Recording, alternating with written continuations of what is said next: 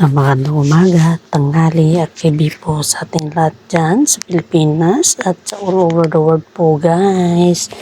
Ito na naman yung bago natin update for today about sa Cat 10.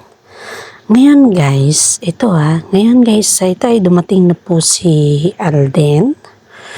At yung pagdating po ni Alden guys ay inaabangan na ni Catherine Bernardo. Ayon dito sa ating legit na sources ay may pasalubong daw po siya kay Catherine na kung saan po ay bumili ng mga siguro bag. Feeling ko kasi guys is bag dahil si Mami Min po yung nagtanong. Tinanong kasi ni Alden kay Mami Min kung ano yung gusto ni Catherine Bernardo na bag pa. Tapos ito yung sagot ng mga iba dito guys. Ito yung sagot ng mga iba kay Alden Richard dahil si Alden po ay talagang bihasang-bihasa na sa lahat ng bagay at talagang gusto niya na makuha si Catherine sa yung bang terms na kumbaga yung tinatawag natin ngayon yung kay Catherine lang siya, parang ganon. Yun kasi yung talagang pinapakita ni Alden na hindi niya na bibitawan si Catherine kahit kailan pa man. Parang ganon ba? You know guys, ito yun dito sa ating legit na sources.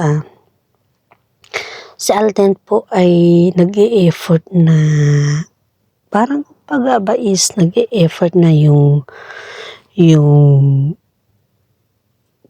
kunin, hindi naman sa kunin man, nag-e-effort siya na yung sana is si Catherine na lang yung kanyang forever kasi alam naman natin na matagal nang hinihintay ni Alden si Catherine Bernardo. Saka hindi lang po yan guys, yung daddy din po ni Alden Richard ay nakikitaan natin na sobrang botong-boto kay Catherine Bernardo. Kasi yung pamilya din ni Alden guys is ganun din po, halos parehas po sila na botong-boto sila sa isa't isa Kaya ang daming mga fans pong nagsasabi na bakit hindi na lang mag-engage yung dalawa dahil wala namang kumbaga is kahit anong lihim nila ba or kahit hindi man nila aaminin, alam na namin or alam na natin ang katotohanan na sila po ay may kaugnayan na sa isa't isa. Kaya kahit po sabihin natin na si Catherine Bernardo po ay hindi masyadong nakikipaghalubilo or hindi masyadong hindi mo siya nakikitaan ng mga guts or hindi mo siya, parang hindi mo siya flowing ba or floating lang siya, parang gano'n. At the same time, gano'n din po si Alden ay hindi po nila may i-deny ang katotohanan na sila po ay may kaugnayan na sa isa't isa.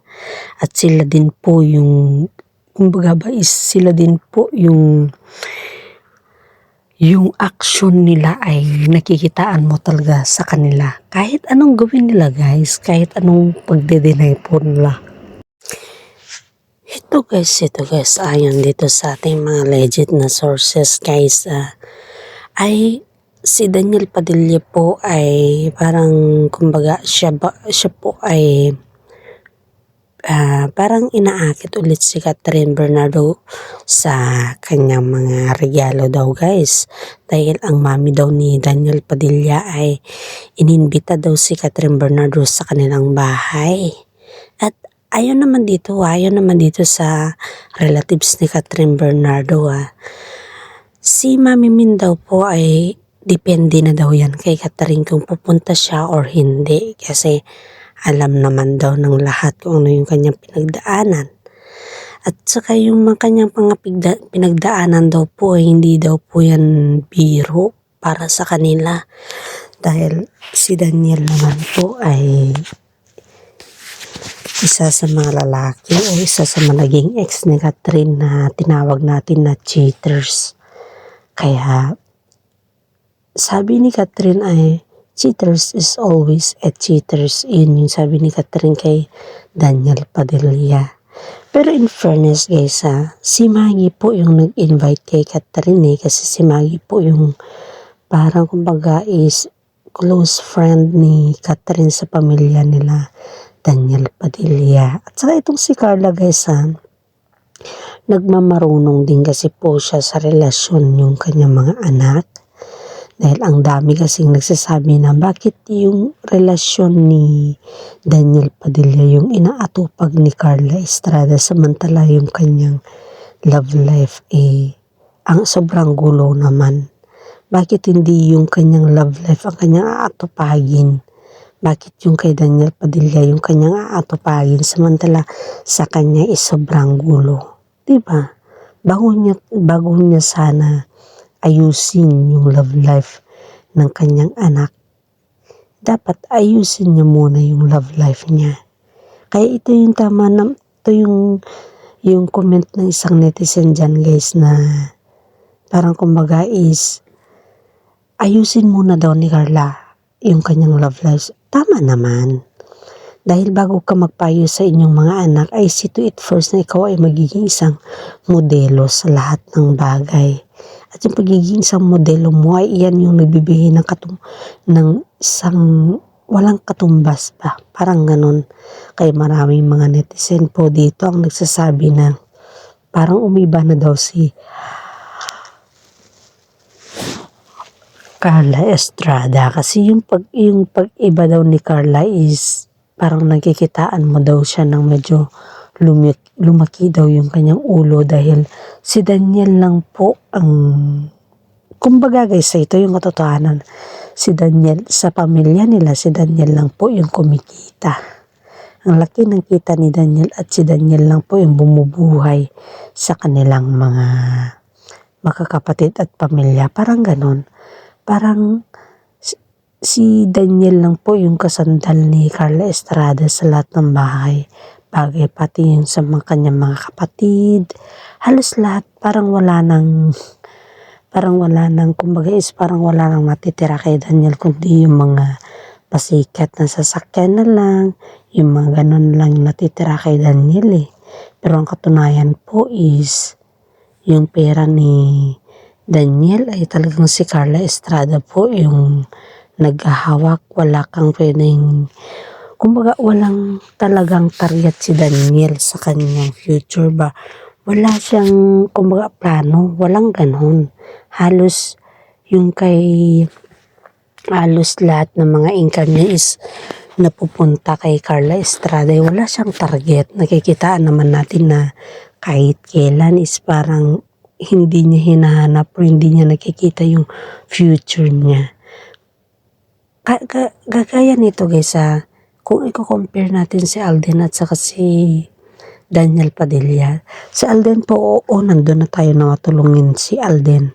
Pero ang iniisip niya palagi is yung future niya ba? Kung ano na yung magiging future niya.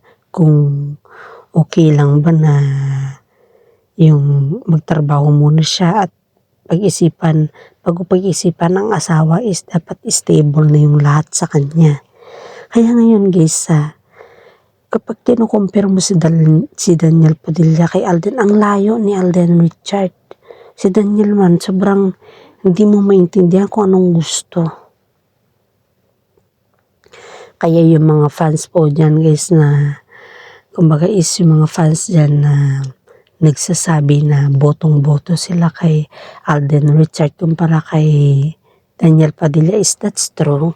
I believe on that. Kasi pati ako guys is botong-boto ako kay Alden Richard kumpara kay Daniel Padilla. Kasi si Daniel naman kasi parang wala yan Wala yan. Kumbaga is hindi mo mahanap sa kanya yung tinatawag na future at saka wala sa isip niya yan. Dahil ang gusto lang niya is nakikita niya kasi si Catherine Bernardo na matapang at alam niya na may future na si Catherine sa kanya. Alam mo ba yung hirap na pinagdaanan ni Catherine? Yung gusto lang kasi ni Daniel is nakasandal sa kanya si Catherine ba? Yung si Catherine lang ang yung kumbaga ba is parang hinihila siya ni Catherine. Hindi siya nakakapag-decide ng maayos. At ito pa, binudol pa niya si Catherine dahil sa mga pera. May mga utang daw yan si Daniel kay Catherine Kaya ganun na lang siya katindi na kumbaga parang ganun na lang siya katindi na mag-approach kay Catherine dahil alam niya sa sarili niya na may utang siya kay Catherine.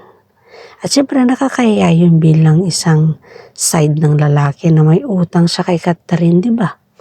Kaya itong Alden Richard guys is hindi siya ganoon. Hindi po siya kagaya ni Daniel Padilla na mayabang, na kumbaga is hanggang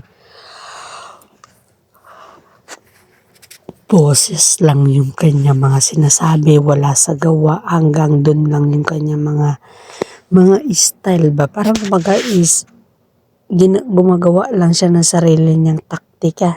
Yun yung alam natin dito guys Kaya maraming mga netizen pa ang nagsasabi na dapat hindi gawin ni Daniel Padilla yan kasi ang nakasalalay dyan is yung kanyang reputasyon. Pero ito guys nagawa niya na. Kaya ang dami pong pagdududa kung bakit si Daniel Padilla ay naging ganun kay Catherine Bernardo. Sobrang dami guys. Kaya tayo po dito guys is nananawagan kay Catherine Bernardo na sana ay huwag niya nang patulan sa Alden at huwag niya nang balikan dahil alam naman natin na si Daniel Padilla kasi alam naman natin na wala nang patutunguhan yung kanilang relasyon. Wala na guys, kung tayo lang yung kung sarili natin opinion to wala nang patutunguhan kasi si Alden Richard po ay nandyan na talaga siya samantala si Daniel Padilla ay wala na talaga. Kahit anong gawin niya, wala na guys. Sabi nga nila is kumbaga sa politiko bumaba daw yung rating ni Daniel Padilla sa ngayon. Parang kumbaga is as in na bumaba. Hanggang dito na lang po ang ating topic. Maraming salamat at sana naman po ipakisubscribe, like, and share naman po ang ating YouTube channel. Maraming salamat at God bless po sa ating lahat.